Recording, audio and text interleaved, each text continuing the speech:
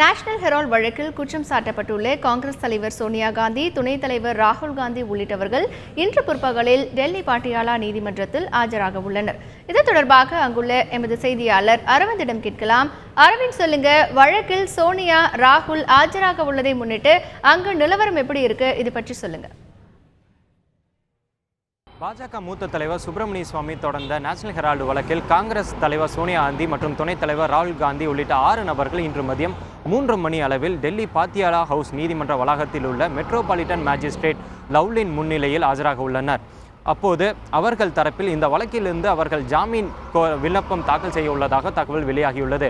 இதனைத் தொடர்ந்து நீதிமன்ற வளாகத்தில் ஒரு மிகப்பெரிய பாதுகாப்பு வலயம் ஏற்படுத்தப்பட்டுள்ளது. சிறப்பு காவல்துறையினர் மூலம் நீதிமன்ற வளாகம் முழுவதுமே சிறப்பு காவல்துறையின் கட்டுப்பாட்டில் கொண்டுவரப்பட்டுள்ளது. மேலும் நீதிமன்ற வளாகத்திற்குள் 16க்கும் மேற்பட்ட சிசிடிவி கேமராக்கள் பொருத்தப்பட்டுள்ளது. அதேபோல இந்த வழக்கில் தொடர்புடைய குற்றம் சாட்டப்பட்டவர்கள் மற்றும் மனுதாரர்கள் தரப்பு மட்டுமே இந்த நீதிமன்ற வளாகத்திற்குள் உள்ளே செல்ல அனுமதிக்கப்பட்டு வருகிறது.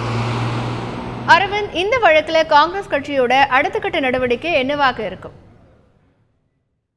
மதியம் 3 மணிக்கு காங்கிரஸ் தலைவர் சோனியா காந்தி மற்றும் துணைத் தலைவர் ராகுல் காந்தி உள்ளிட்ட 6 நபர்கள் இது மெட்ரோபாலிட்டன் மேஜிஸ்ட்ரேட் லவ்லின் முன்னிலையில் ஆஜராக உள்ளனர். அப்போது காங்கிரஸ் தலைவர்கள் தரப்பில் பெயில் அப்ளிகேஷன் தாக்கல் செய்யப்படும் என தெரிகிறது. நமக்கு கிடைத்துள்ள தகவல்களின்படி காங்கிரஸ் தலைவர் சோனியா காந்தியின் உடல் நிலையை காரணம் காட்டி அவருக்கு ஜாமீன் கோர வாய்ப்புள்ளதாக தெரிகிறது. அதே போல மற்ற தலைவர்கள் நாங்கள் இந்த வழக்கில் முழு ஒத்துழைப்பு தருவோம் என உறுதி தரப்படும் எனவும் தெரிகிறது. ஆனால் சுப்பிரமணிய சுவாமி தரப்பில் இவர்களுடைய ஜாமீன் மனுவை ஏற்கக்கூடாது, ஜாமீன் கொடுக்கக்கூடாது என அவர் வாதிடுவார் என தெரிகிறது. ஏனென்றால் நேற்று இந்த நேஷனல் ஹெரால்ட் பத்திரிகை நிறுவனமான அசோசியேட்டட் ஜர்னல்ஸ் லிமிடெட் தரப்பில் அனைத்து பத்திரிகைகளிலும் ஒரு விளம்பரம் தரப்பட்டுள்ளது. அதன்படி அசோசியேட்டட் ஜர்னல்ஸ் லிமிடெட் நிறுவனத்தின் ஒரு எக்ஸ்ட்ராடினரி ஜெனரல் மீட்டிங் ஆனது வரும் ஜனவரி 21ஆம் தேதி நடக்க இருப்பதாகவும் அந்த கூட்டத்தில் அனைத்து பங்குதாரர்களும் கலந்து கொள்ள வேண்டும் என ஒரு விளம்பரம் தரப்பட்டுள்ளது. இதை காரணம் காட்டி இவர்களுக்கு ஜாமீன் தந்தால் இவர்கள் சாட்சிகளை கலைக்க நேரிடும் என தன்னுடைய வாதத்தில் சுப்பிரமணிய சுவாமி முன்வைப்பார் என தெரிகிறது. மேலும் இன்று மதியம் 1 மணி அளவில் அனைத்து காங்கிரஸ் எம்பிக்களும் தங்களுடைய தலைமை அலுவலகமான காங்கிரஸ் அலுவலகத்தில் கூட உள்ளனர். அங்கு கூடி அடுத்த கட்ட நடவடிக்கை குறித்து கலந்தாலோசித்து முடிவு எடுப்பார்கள் என தெரிகிறது. அரவிந்த், நீதிமன்றத்தில் என்ன மாதிரியான பாதுகாப்பு ஏற்பாடுகள் எல்லாம் செய்யப்பட்டிருக்கு? கட்சி தொண்டர்கள் வருவதற்கு கட்டுப்பாடுகள் ஏதாவது அங்கு விதிக்கப்பட்டிருக்கா?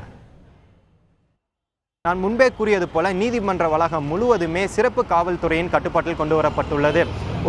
உள்ளே 16க்கும் மேற்பட்ட சிசிடிவி கேமராக்கள் பொருத்தப்பட்டுள்ளது. அதே போல இந்த வழக்கில் தொடர்புடையவர்கள் மட்டுமே உள்ளே அனுமதிக்கப்பட்டு வருகின்றனர். குறிப்பாக மனுதாரர்கள் மற்றும் குற்றம் சாட்டப்பட்டவர்கள் மட்டுமே உள்ளே செல்ல அனுமதிக்கப்பட்டு வருகிறது. அதே போல பத்திரிகையாளர்களுக்கும் உள்ளே செல்ல அனுமதி இல்லை. அதே போல மற்ற யாவருமே இந்த வழக்கில் தொடர்பில்லாதவர்கள் யாருமே உள்ளே செல்ல அனுமதி கிடையாது.